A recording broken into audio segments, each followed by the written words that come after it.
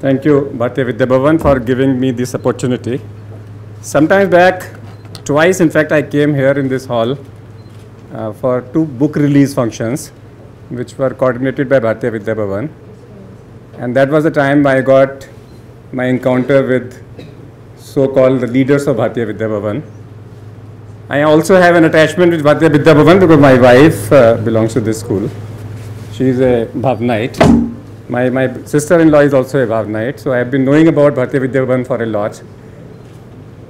I knew their culture, I knew their weakness for spirituality. And one day I got a call from Mr. Raghavan, and he said, we want to do something in a jointly, something related to spirituality and health. And that was, in fact, I was looking for. It was a dream come true for Heart Care Foundation of India to join hands with that. And when Mr. Raghavan came and he materialized the whole thing, and we decided to come out with a series of such discussions involving all religions. Now, Dr. Karan Singh has already defined health as not mere absence of disease, but a state of physical, mental, emotional, and spiritual well-being. I only add an environmental well-being and a financial well-being into that, though they are part of the same thing. When a patient comes to a doctor, he doesn't come, मेरे को ठीक कर दो. अगर एक 55 साल का आदमी मेरे पास आता है दिखाने के लिए, I am not bothered about his 55 years. He has come to me, doctor साहब मुझे 45 साल और दे दो. मेरे को 45 साल ठीक रखो, and he wants to die young in old age. And that's what the previous speakers have talked about it. What we are going to have is, we are going to talk about today we are going to talk about the 10th religion. The whole concept of this seminar is the emergence of 10th religion. We have 9 religions here, and the 10th one is sitting with a stethoscope. Not me, it's a medical profession. The whole aim of this seminar is to come out the best of each religion, and how can we adopt them to become happy and healthy? Can it be converted into a prescription? Do I have to follow Islam? Do I have to adopt to an Islam to follow Islam good qualities? Do I have to become a Christian to follow love? Do I have to become a Jain? Do I have to adopt a Jainism to practice non-violence? As a medical prescription, I think I need one thing best out of each profession, which can be adopted by our patients to be healthy and happy. That's the whole gist. Let's see what it comes out to be at the end of the day. The format of this program will be very simple. We will have 3 introductions by 3 different religions. We'll have Professor Sunil Kumar from Ramakrishna Mission, who will talk a brief about Hinduism in relation to health and happiness. Then we will have an Islam scholar, Maulana Wahiduddin Khan, who will be talking about Islam vis-a-vis health and happiness. Then we will have Father Matthews Ibrahim on Christianity. After listening to all of them, they will join us into a question-answer session, where there will be no lectures, there will be question-answer sessions. And in those question-answers, we will have 6 more people will join us from different religions. Dr. A.K. Merchant from Baha'is Faith, Rabbi Isaac Malekar ji from Judaism, Dinyar Patel on Parsi, Shri Paramjit Singh Sarna from Sikhism, Samani Rohit Pragya from Jainism, and Dr. T.D. Kurtzon from Buddhism. They will join us in our discussion. And our discussion will be basically on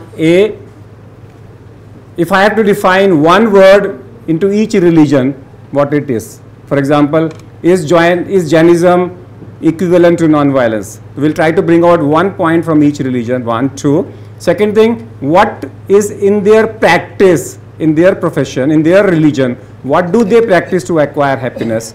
Third, can we come out at the end with one prescription from each religion, which I can combine and give an offer to my patients? Hey, here are 10 prescriptions, choose one of them. You don't have to adopt that religion, but you can choose one of them to be happy and healthy. With that, we invite introductory remarks from Professor Sunil Kumar on Hinduism from Ramakrishna Mission. Certainly. Thank you, Dr. Agarwal, and to Bhartia Vidya Bhavan for this very, very interesting topic, and the way Dr. Agarwal has put it. I think this is the need of the hour, because these qualities are common to all religions, and we need to develop them. And childhood, the schooling is the best time to develop these values, whereas school education today is focusing only on the IQ marks and degrees, but ignoring these basic fundamental virtues. The word for health in Hindi is swasth. Swasth means to be established in our own self. Now, swasth, to be established in our own self. Can you hear that? It's right, but I think it's sound. Volume is. Yeah, swasth means to be established in our own self. Therefore, one very important question comes: what is this self where I have to get established? And that is why when Dr. Karan Singh talked about mind, it is the mind which is not allowing me to get established in the self. And therefore, one of the very major features of Hinduism is why are we working? And working is not 9 to 5. Every minute, every thought that I am thinking, every word that I am speaking, every choice that I am making, all my beliefs, my worldview, all these are continuously forming, deforming, or refining my mindset. So I am today a slave to all these impressions that I have gathered in my mind by my own thought, words, and actions. Now, it is this mind which is not allowing me to get established in the self.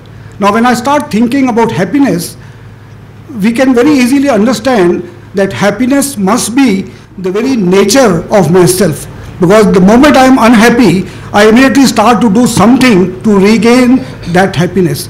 And to regain that happiness is the basic literal Latin meaning of religion. So how do I regain this happiness? And the one idea is Vivek. We must understand what is it that will take me towards understanding or being established in myself, and which will take me away from it. And the Indian word for it is dharma, righteous conduct. The righteous conduct does not mean religion, does not mean rituals. It means my kartavya palan. Am I committed to my duties? Am I striving for quality and excellence in my work? And unless I am doing these 3 or 4 basic fundamental things, spirituality or religion is far away from us. If I am not performing my duties to myself, to the society, etc., then I am not fit for a spiritual life at the moment. Therefore, the first commitment to duties is the quality which you have to establish in the students, in the youth. And how do I do that? That is where the students must be given to understand how my mind is being formed by my work. And work means, as I said, all thoughts, words, etc., not 9 to 5 work. And therefore, I need Vivek. I need to awaken my Vivek to understand what is right and what is wrong. And that is what the whole idea of dharma is trying to tell us. And therefore, if for the 12 years that the children are in the school, if we can focus on making them understand what is right in a given situation, what is wrong in a given situation, that is one part. That is awakening the Vivek. Then the second part is very important. How do I develop the powers of mind, strength and fearless of the mind, to have a conviction in the power of goodness and to be able to walk towards that which will give me Anand. Anand is my nature, is my very, very nature. And therefore, the Vedanta also tries to explain this idea that my self, which is within me, is the source of Anand. Because what is man? The Indian word for human being is, or any living being, is Jivatma. What does it mean? Jiva plus Atma, matter plus spirit. Body is pure matter. It is the spirit, life, consciousness within, Chetana, or kingdom of God. All these words that we are using, Ruh, all these are trying to say that life is the source of power, life is the source of knowledge, life is the source of Anand. Now, happiness that as I understand today is that I get happiness through objects. Whereas Vedanta discusses and tries to show that no, happiness through objects is very temporary, it is very comes and goes, it is not permanent, and the same object cannot give me happiness for all the time. So therefore happiness cannot be the cause of the objects cannot be the cause of happiness. Therefore they ask, what is the cause for happiness? And then they suggest that the cause for happiness is not the objects, it is the dharma, it is the practice of righteous conduct. So how do I develop the powers of mind to develop the ability to perform righteous action? And they give 4 yogas. Yoga means to rejoin. Again, to the idea is like religion, to regain that lost happiness. Somehow we have lost happiness. 4 yogas they talk about. Karma yoga, that means when I am working, quality work, seva bhav in work, work as worship, not roti kapda makan, not for promotion, not for getting something out of somebody, not for exploitation, no. Work as worship for the good of, for the whole society, yagna, work as yagya. So this is karma yoga. Then jnana yoga, that means I must be able to understand through daily study, daily introspection, daily reflection, that source of Anand is within me. My north is not outside, it is within me. So how do I bring it out? Then they talk about, there are 2 methods, bhakti yoga, that means through prayers, etc. Then meditation, Raja yoga. So there are the 4 yogas. Through Raja yoga means meditation, etc.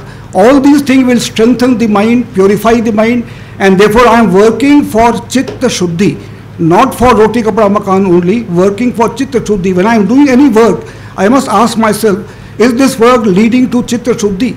Because the source of Anand is within me, the more the mind becomes purer by good deeds, good action, etc., more the divinity within me will be able to express outside in my action through love, etc., for all those things.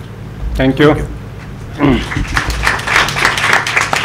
So, if I have to give a prescription on Hinduism, as I understand from Professor Sunil Kumar, he says the purpose of Hinduism is Ananda, inner happiness, the bliss, and the medical prescription is the righteous conduct. We'll come back to it in other religions later on. But before I go back to Maulana Wahiduddin Khan on Islam, I have to ask one simple question to everybody. And I would like everybody to answer it as a part of their presentation. And that today all of us have talked about the Higgs boson effect. Every newspaper front page is Higgs boson effect. This is the God particle. Up till now, we have been talking about that a non-matter is converted into matter, but all of us are made out of non-matter. We are living in a duality of a wave form duality, that we are on one side wave and on another side we are matter. And now they have got a connection between the non-matter and the matter. And they say we have found a particle which is in between photon and proton, neutron and electron, which is of course a matter because this is seen. Anything which is seen cannot be non-matter. And they have called it as boson, and they have called it as a Higgs effect. And they say it qualifies the Higgs effect. This is a Higgs boson. And I will just ask this simple question to everybody, that in every religion, what is your reaction to the scientists coming out with so-called boson as a particle? Do you have anything to comment? I'm not. No, it's a we are very happy that we are all approaching towards something, but matter you can go on observing, as you said very rightly. But life consciousness is infinity. I am infinity. Because I am able to watch my body or my mind, thoughts in the mind, therefore it is objects. Life cannot be observed. Consciousness cannot be observed. That's good. That means boson is a particle which is seen, therefore it's a part of the matter, and the very fact it is not a non-matter, therefore it can be a God particle, but not God. God has to be different from the God particle.